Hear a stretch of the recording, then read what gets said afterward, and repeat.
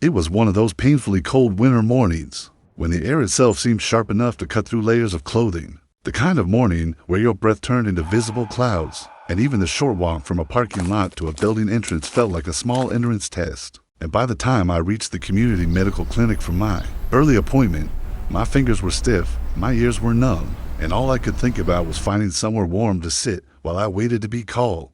The clinic's waiting area was quiet, almost unusually calm for a weekday morning, with only a handful of people scattered across the plastic chairs, an elderly man carefully folding and refolding his newspaper as if he had nowhere else to be, a tired-looking mother gently rocking a toddler who kept drifting in and out of sleep, and a middle-aged woman tapping her phone screen with the kind of aggressive focus that suggested she was either arguing with someone or reading something that annoyed her, while near the wall stood a small portable electric heater humming steadily, pushing out a soft stream of warm air that created a tiny pocket of comfort in an otherwise chilly room.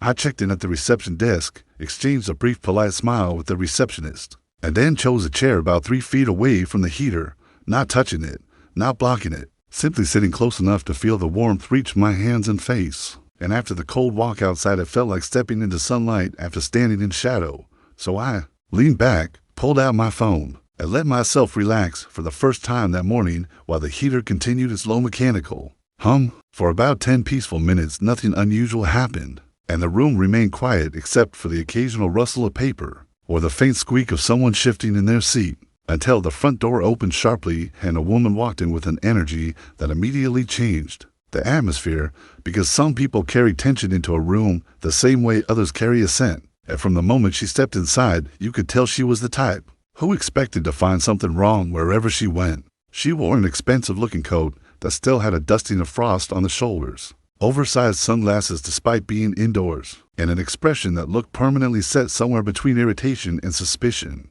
And after checking in at the front desk, she turned slowly, scanning the waiting area as though she were evaluating it for flaws. And when her gaze landed on me, or more specifically on the heater near me, her expression hardened even further. At first, I didn't think much of it and returned my attention to my phone. But a few seconds later, I heard a sharp, pointed voice cut through the quiet room as she said, "Excuse me," in a tone that was not polite, but accusatory, and when I looked up, she was standing only a few feet away with her arms crossed tightly across her chest, staring directly at me. "You're sitting too close to that heater," she said, her voice already carrying the kind of authority people use when they believe they have the right to correct strangers. I blinked in surprise because the statement seemed so oddly specific and unnecessary that it took a moment to process, and then I answered calmly, "Oh, I'm sorry if it's bothering you.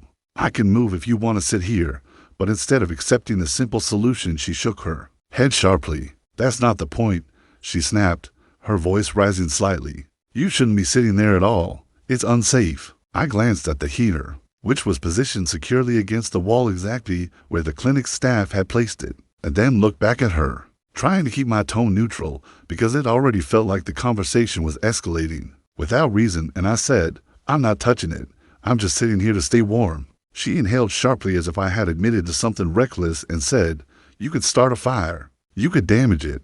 You could block airflow. You could cause an accident," listing hypothetical dangers in a rapid, dramatic sequence that didn't match the reality of someone simply sitting quietly in a chair. By this point, the elderly man had lowered his newspaper slightly, and the mother had stopped rocking her toddler, both of them watching with the quiet curiosity people show when a normal situation begins to turn strange. And I tried again to diffuse things by saying gently, "I promise, I'm not doing anything wrong, but I can move if it will make you feel better." Her lips tightened, and she said loudly enough for everyone in the room to hear, "You people always think rules don't apply to you," which stunned me not just because of the accusation, but because there were no rules being broken in the first place. And I felt that familiar sinking feeling of realizing the situation was no longer about logic or safety, but about control. Before I could respond, she pulled out her phone with a quick, dramatic motion and said, "If you won't listen, I will call someone who will."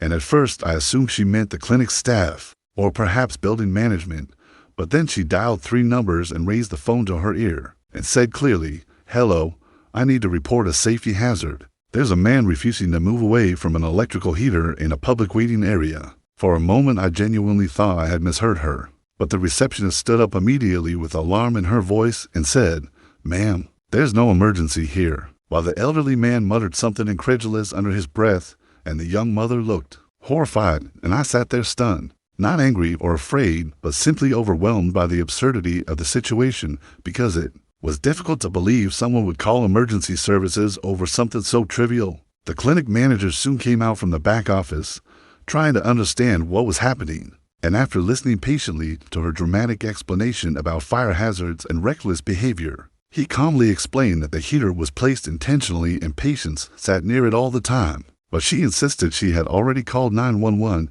and that authorities needed to handle it. About 10 minutes later, the police officers entered the waiting room, their presence instantly making the space feel tense and surreal. And after speaking briefly with the manager, they approached us and asked what the issue was, and she immediately pointed at me as though identifying the suspect in a serious incident and said he refused to move away from the heater. One of the officers looked at the heater, then at me sitting quietly, then back at her, and asked in a calm but slightly bewildered tone, "That's it." And when she confidently confirmed that it was indeed the entire reason for the emergency call, the officer paused before saying firmly, "Ma'am, calling 911 is for real emergencies, not seating disagreements." Her face flushed red and she tried to argue, but the second officer gently interrupted to reassure me that I had done nothing wrong. And after giving her a clear warning about misuse of emergency services, they left, and the waiting room slowly returned to its quiet state, though the atmosphere felt heavier than before. As the tension faded, the elderly man leaned toward me with a faint amused smile and whispered that in all his years, he had never seen anyone call the police over a heater. And I couldn't help letting out a small laugh because the situation was so unbelievably surreal. That humor was the only way to process it. When my name was finally called and I stood up to walk toward the exam room, I passed the heater again and felt its steady warmth on my hands. And in that moment, I realized something simple, yet strangely profound, that sometimes the coldest part of winter isn't the temperature outside, but the way people choose to treat each other inside. And ever since that day, whenever I sit near a heater in a public place, I always find myself glancing around first, not because I'm afraid of danger, but because I know now that even the smallest, most ordinary moments can unexpectedly turn into something unforgettable when someone decides to make a problem where none exists.